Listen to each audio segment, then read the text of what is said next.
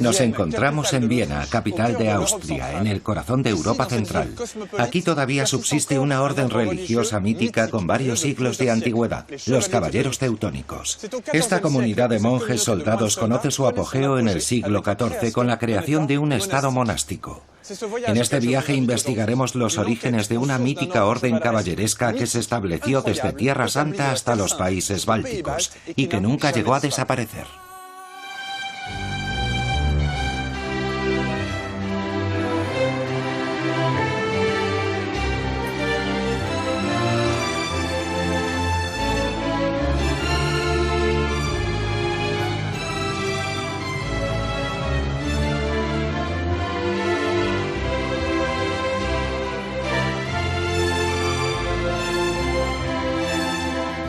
Con 1.700.000 habitantes, Viena, ligada a la dinastía de los Habsburgo, los soberanos del Sacro Imperio Romano Germánico, es una ciudad cosmopolita, poblada por las diferentes naciones que han habitado históricamente el imperio y el límite occidental del avance del Imperio Otomano allá por el siglo XVI.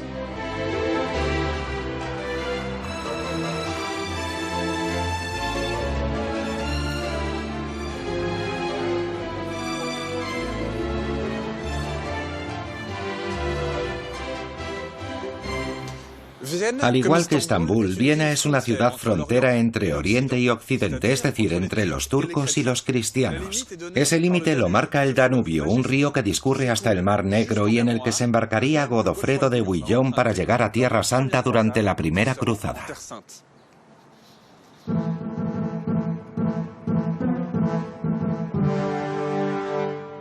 La Orden de los Caballeros Teutónicos se crea durante la Tercera Cruzada, la de Ricardo Corazón de León y Federico Barbarroja.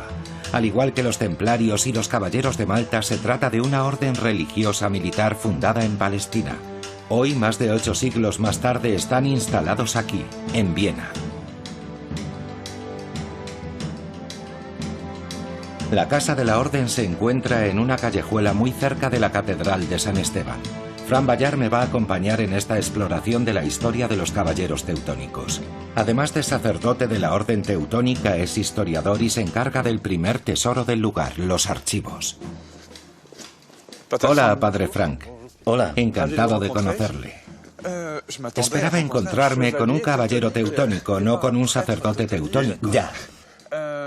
¿Y cómo entra uno en una orden religiosa? Usted es joven, ¿cómo surge esa vocación, esa decisión de ingresar en la orden teutónica? Fue un proceso que duró varios años. La primera decisión que tomé fue la de hacerme sacerdote y después la de encontrar una orden que me ofreciese un hogar. Y esa fue la Orden de los Caballeros Teutónicos. Llegué por casualidad. Un teólogo diría que así son los caminos del Señor. Ya no hay caballeros, ni espadas, evidentemente, ni cascos. Estamos en el siglo XXI. En la Orden Teutónica solo quedan ya sacerdotes o también hay laicos. Tenemos religiosos, hermanos, hermanas, pero también hay laicos que forman parte de nuestra orden. Padre, ya que estamos en un sitio mítico, me encantaría que nos enseñase los tesoros ocultos de esta orden monástica. ¿Qué tal si empezamos por los archivos? Encantado, sígueme. Gracias. Mide cerca de 2 metros, ¿no? Sí, 2 metros. Nada menos.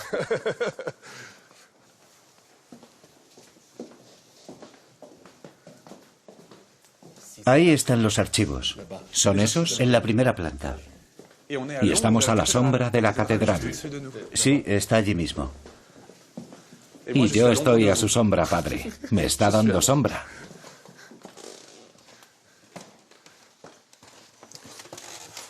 ¿Cuántos documentos se conservan aquí?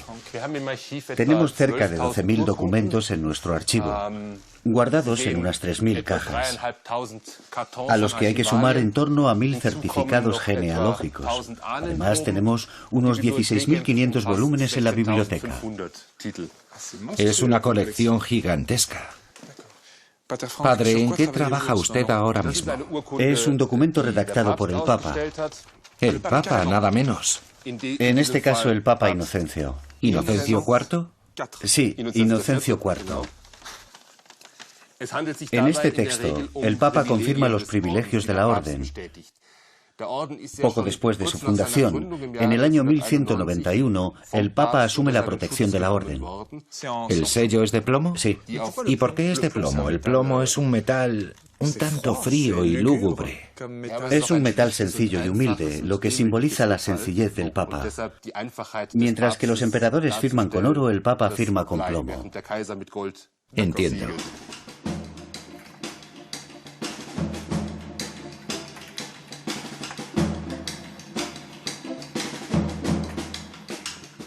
Padre Frank, hay una cosa que no entiendo. En principio, la Orden de los Caballeros Teutónicos es una orden hospitalaria, como la Orden de San Juan de Dios, y un poco como la de los Templarios. ¿En qué momento la Orden se vuelve caballeresca y militar y se le autoriza a portar armas? ¿Es un hecho contemporáneo de ese periodo o no? Ocurre un poco antes. La Orden se funda en el año 1191 por comerciantes y, como bien dices, es una orden hospitalaria. Rápidamente el Papa desea que la Orden se encargue además de velar por la seguridad de los peregrinos. Por eso comienza a armarse. Tan solo 6 años después de su fundación, en el año 1197. Y el Papa solicita que se añada el elemento caballeresco. En aquel entonces ya existen 2 órdenes, la de los Templarios y la de San Juan de Dios.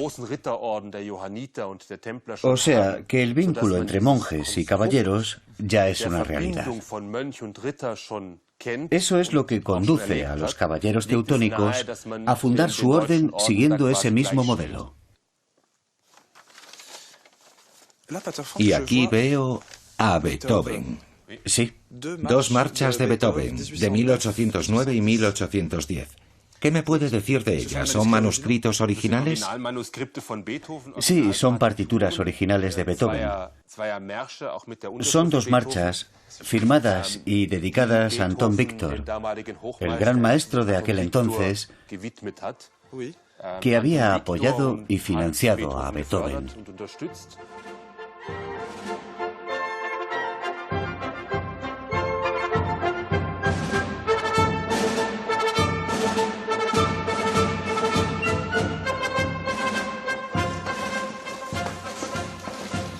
¿Qué se esconde debajo de este papel? Está solo para protegerlos. ¿Es una colección de sellos? Es una de las piezas más bellas que conservamos. Un documento en el que han sido estampados 190 sellos. Es un tratado de paz de 1435 entre la Orden Teutónica, el Reino de Polonia y el Ducado de Lituania. Todo esto es cera. Ajá. Muy frágil. ¿Es muy frágil? Sí. Pues lo toco solo con los ojos. Mejor.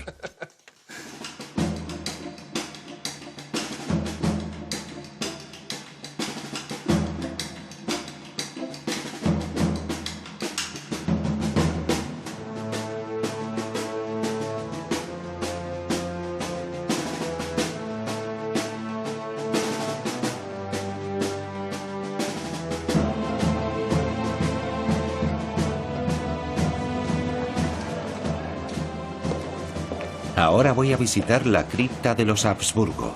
Esta dinastía, que reinó en Europa Central cerca de 5 siglos, recibió la influencia de los caballeros teutónicos en un ámbito que me interesa especialmente, los ritos funerarios.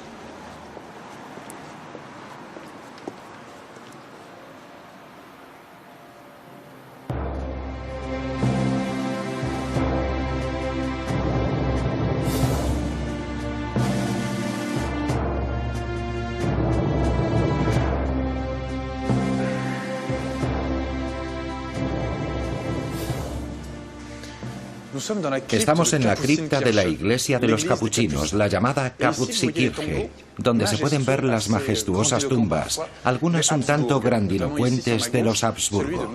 Entre ellas se encuentra esta, la de la emperatriz María Teresa. Se podría pensar que en estos sepulcros se encuentran los cuerpos de todos ellos, embalsamados pero intactos. Pero en realidad no es así, ya que a todos los cuerpos se les han retirado el corazón y las entrañas.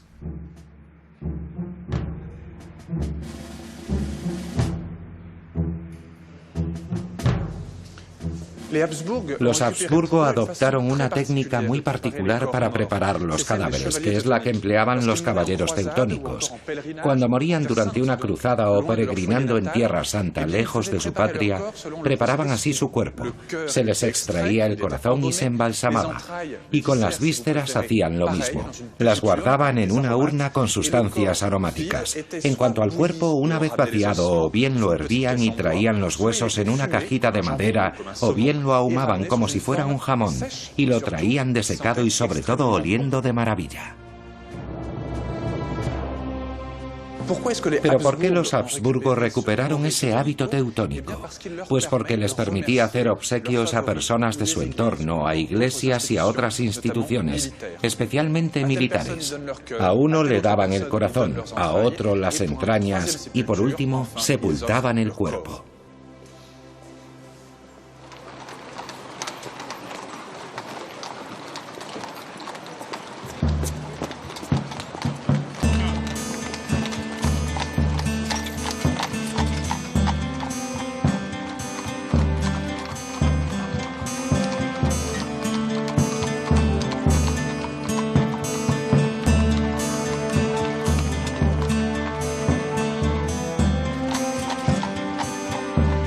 Los Habsburgo esparcieron sus restos por los 4 rincones de la capital. Voy en busca de otras partes de sus cuerpos, conservadas en el subsuelo de la Catedral de San Esteban, lo que me va a permitir dedicarme a uno de mis pasatiempos favoritos, explorar catacumbas.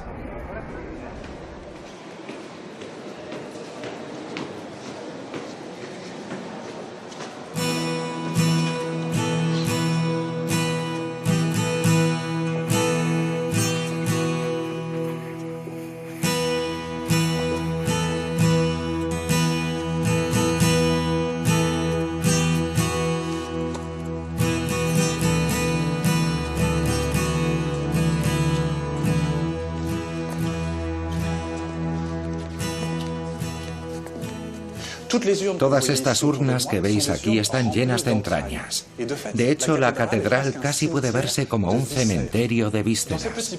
En estos tarritos sellados de cobre azogado o a veces de metales más preciosos como el bronce y la plata, están las vísceras que se extrajeron de los cadáveres de los Habsburgo, que fueron embalsamadas y luego mezcladas con toda suerte de sustancias aromáticas.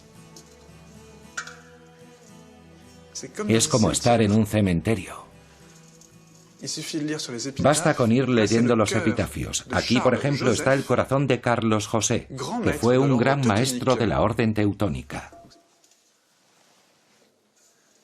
Y ese es su corazón. Y por el sonido se nota que está bien desecado. Las urnas más grandes son las que contienen los intestinos, las vísceras, y se ve que, digamos, en función de la adiposidad del difunto, los tamaños van variando.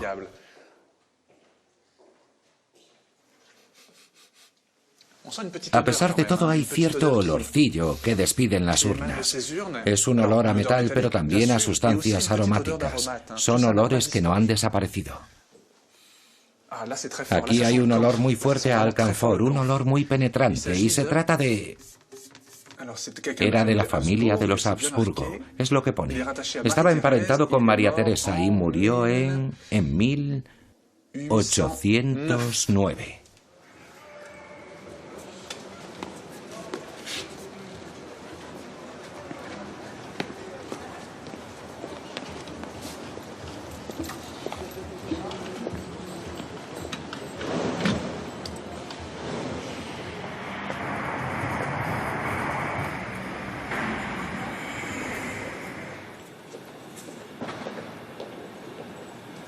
Regreso a la casa de la Orden Teutónica, donde cada mañana a las 7 los miembros de la Orden se reúnen para rezar en el oratorio. A este momento de recogimiento solo están autorizados los religiosos de la Orden. Christus ist erstanden. Kommt, wir beten ihn an. Halleluja. Christus ist erstanden. Kommt, wir beten ihn an. Halleluja. Jauchzt die Lobe und bringe ihn in Ewigkeit. Preist den Herrn, ihr Berge und Hügel. Preist den Herrn, alle Gewächse und die werden. Preist den Herrn, ihr Meere und Flüsse. Tengo el privilegio de poder hablar con el gran maestro de la orden. Debo decirle que me intimida mucho tenerlo delante porque conozco su orden desde pequeño y me impresiona muchísimo. En primer lugar, me gustaría preguntarle por qué recibe el título de Monseñor. Soy el gran maestro de la orden y formo parte de una tradición muy antigua. Soy el número 65 de un largo linaje de grandes maestros de la orden teutónica. Soy el abad general de la orden. Aunque estoy al mismo nivel protocolario que un obispo por consagración, tan solo soy abad. O sea que es usted el depositario de una tradición muy larga. Y como eclesiástico, como sacerdote, ¿qué fue lo que le llevó a hacerse caballero teutónico? Yo nací en una parroquia muy antigua de la orden teutónica. Mi aldea natal forma parte de ella desde el siglo XIII. Así que cuando tomé la decisión de hacerme sacerdote, la orden teutónica se me antojó como la opción más natural. Y hoy en día, en nuestro mundo moderno, para entrar en la orden sigue siendo necesario, entre comillas, tener sangre alemana o germánica, y además que sea sangre noble. Sí, son dos prejuicios clásicos con los que nos encontramos a menudo. En primer lugar, teutónico no tiene nada que ver con alemán, en el sentido nacional. Es un término medieval relacionado con el Sacro Imperio Romano Germánico, que comprendía una parte importante de Europa. No es pues un término nacional como se ha venido usando desde el siglo XIX. En cuanto al tema de la nobleza, también hay que matizarlo. Como ya sabrás, la orden ha contado con miembros muy diferentes. Siempre ha habido sacerdotes que no eran necesariamente de la nobleza. Los únicos que tenían que ser nobles eran los propios caballeros, a partir del siglo XIV. Por tanto, en la actualidad es una orden internacional. No tiene nada que ver con los grandes linajes de Alemania. Partiendo de varias plazas fuertes en Palestina y en el Mediterráneo, el territorio de los caballeros aumenta considerablemente y se extiende por Prusia, Polonia y los países bálticos, hasta convertirse en el estado monástico de los caballeros teutónicos con Marienburgo como su capital. He quedado con el padre Frank para que me muestre el segundo tesoro del lugar, la Schatzkammer, literalmente la cámara del tesoro. Y es que hay un verdadero tesoro expuesto en ella. Vajilla, copones de oro, sellos y cuadros antiguos. Y algunas de las piezas son realmente muy originales.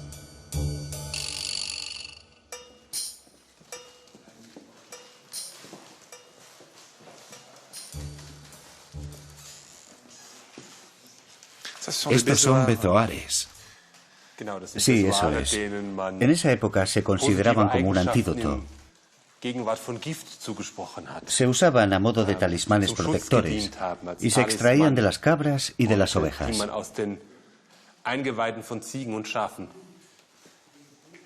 Desde un punto de vista médico, un bezoar es una especie de cálculo que se forma en el estómago de ciertos animales a partir de pelos y todo tipo de fibras. Desde la antigüedad, el bezoar se ha considerado como un objeto de gran valor, al que se atribuían varias funciones curativas. Este cuadro, que es reciente, parece que describe la batalla de Tannenberg. ¿Qué ocurrió en ese campo de batalla? ¿Cómo afectó a la historia de los caballeros teutónicos? La batalla de Tannenberg, que tiene lugar en 1410, representa un gran punto de inflexión en la historia de la orden. Se puede ver ahí representado al gran maestro de la orden, luchando contra el rey de Polonia y el gran duque de Lituania. Por desgracia, los caballeros teutónicos perdieron la batalla. La orden acusó el golpe, pero logró defender Marienburgo y recomponerse. Aunque lo cierto es que la batalla de Tannenberg marca el inicio del declive del estado monástico.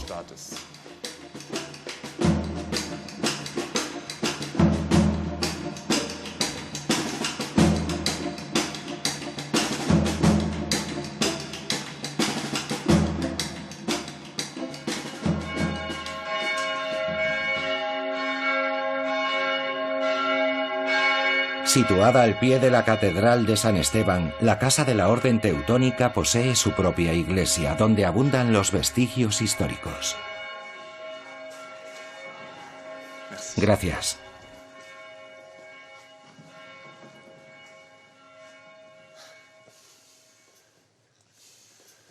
Aquí vemos la iconografía clásica de los caballeros como nos los imaginamos, con su armadura, su casco, su lanza, su estandarte y su espada. ¿Son del siglo XVII, del XVI? Sí, del siglo XVI, eso es. Este, en cambio, es mucho más reciente, parece del siglo XVII o XVIII. Es una pieza típicamente barroca. Es uno de nuestros caballeros, Guidobaldo de Starrenberg, que defendió Viena de los turcos en el año 1638. ¿Él salvó a la ciudad del invasor otomano? No solo él. Su padre, que era el gobernador de la ciudad, también participó en los combates. Y todos estos escudos de armas reflejan la extensión de ese territorio. Cuando un caballero ingresaba en la orden, se le dejaba colocar su escudo de armas en la iglesia. De hecho, se pueden ver estos muros como una especie de quién es quién de la monarquía austriaca y de muchas figuras públicas.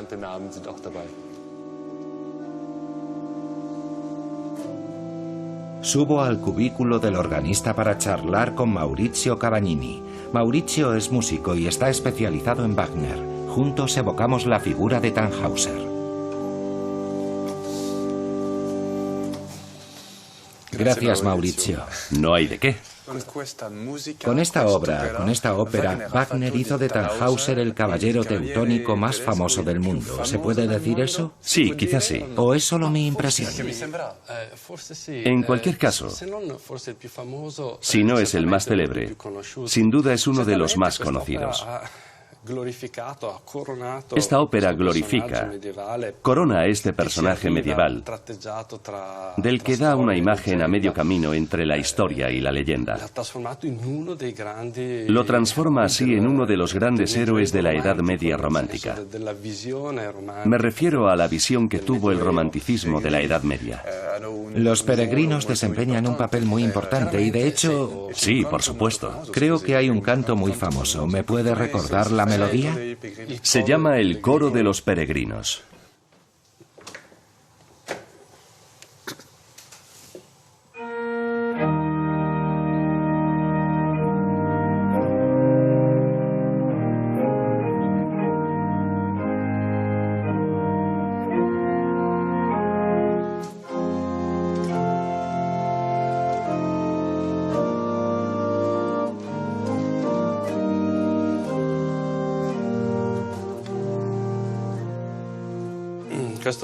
Es interesante, porque este caballero, que se debate entre un anhelo de placeres terrenales y un deseo de salvación interior, de salvación sobrenatural,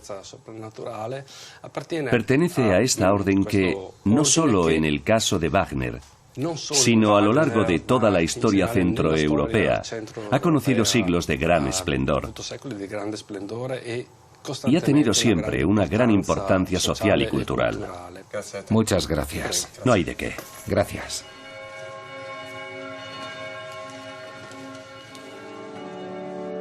Hoy en día la Orden Teutónica está presente en Alemania, en la República Checa, en Eslovaquia, en Eslovenia y en Italia, los antiguos territorios de la monarquía austriaca. Pero ya nadie desenvaina su espada para derramar la sangre del enemigo. Los monjes han dejado de ser caballeros. El último portador de este título murió en 1970. La orden tiene 90 hermanos, 140 hermanas y 700 laicos, que ejercen su labor en hospitales y escuelas. y ha recobrado su identidad original. Una orden caritativa, creada en Palestina por unos comerciantes alemanes para velar por los peregrinos.